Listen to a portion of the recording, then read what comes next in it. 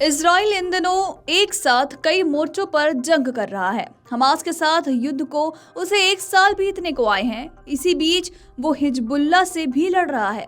Lebanon से संचालित हो रहा यह आतंकी गुट लगभग 4 दशक से इजराइल की नाक में दम किए हुए था। अब इसके टॉप लीडर हसन नसरल्लाह की हवाई हमले में मौत की पुष्टि भी हो चुकी है। तो वहीं भारत में ईरान के राजदूत डॉक्टर इराज इलाही ने कहा कि हिजबुल्लाह आतंकवादी समूह नहीं है बल्कि राजनीतिक संगठन है। उन्होंने इजराइल द्वारा हिजबुल्लाह को आतंकी संगठन बताने की निंदा की है। इलाही का कहना है कि नरसंहार, रक्तपात और निर्दोष नागरिकों पर हमले पर इजराइल ये बहाना मारता है। ईरानी राजदूत ने कहा कि मध्य पूर्व में तनाव कम करने की एकमात्र चाबी इजरायली हमलों को रोकना है। इलाही ने नसरल्लाह की मौत को दुनिया के लिए बड़ी क्षति भी बताया है। उनका कहना है कि नसरल्लाह की शहादत कोई छोटी बात नहीं है। नसरल्लाह एक महान नेता, लेबनान के महान राजनीतिक और दुनिया में जाने माने व्यक्ति के रूप में पहचान थी। वो दुनिया के सभी लोगों के लिए एक बड़ी क्षति है।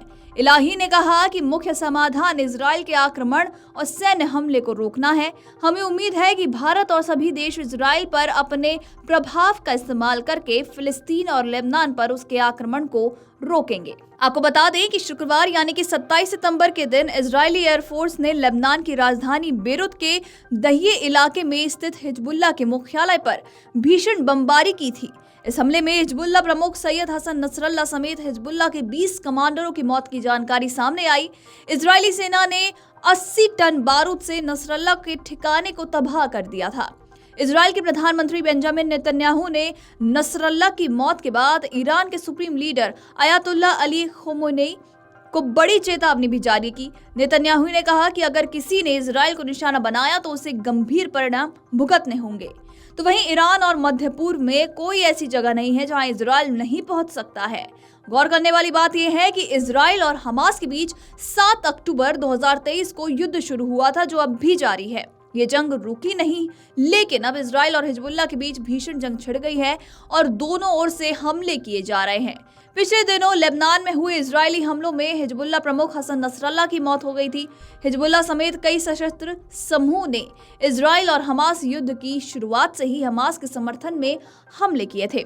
तो वहीं इन समूहों के हमले के जवाब में इजराइल भी लगातार कार्रवाई करता हुआ नजर आ रहा है।